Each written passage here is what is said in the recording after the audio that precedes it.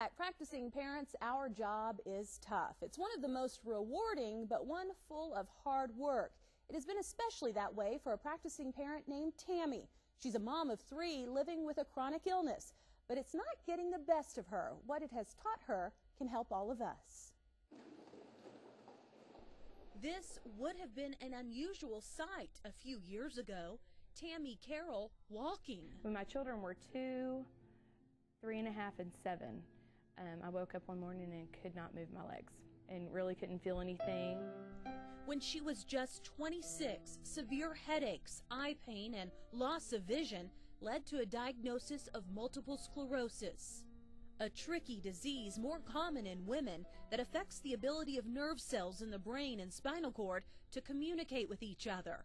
But it wasn't until after she had 3 children that the disease took hold. She suffered loss of movement in her legs and could only get around in a wheelchair.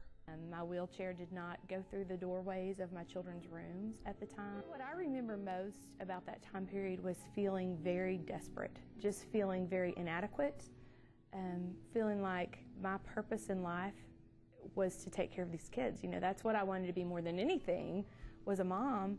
And I couldn't do it the way that I thought I needed to. The disease had taken hold of her body and her mind, leading her through a dark time. I felt very lost, you know, just like everything that mattered to me had been taken from me.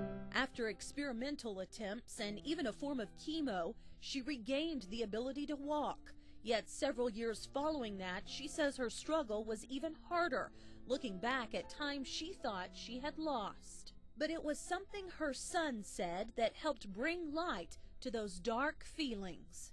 I focused a lot on what I had not done, and one day my son, as we were riding in the car, he was 7 years old, and he said, "Mom, do you remember when we used to just lay in your bed and watch a movie together?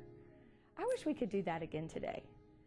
And that was such an aha moment for me, because I realized that he wasn't looking at all the things I couldn't do during that time. With that aha moment, she learned not to dwell on the past, but to focus on the future and to learn the importance of what's important. I need to make sure that I focus on the things that I'm passionate about, that they are things that truly matter to me, and that the things that I let myself be passionate about are things that really do matter. A disease that she says will not define her, but keep her moving forward. Tami is now in year 3 of feeling well living with MS. Now, so much so, she now gives back to the National MS Society, which helped her through some hard times.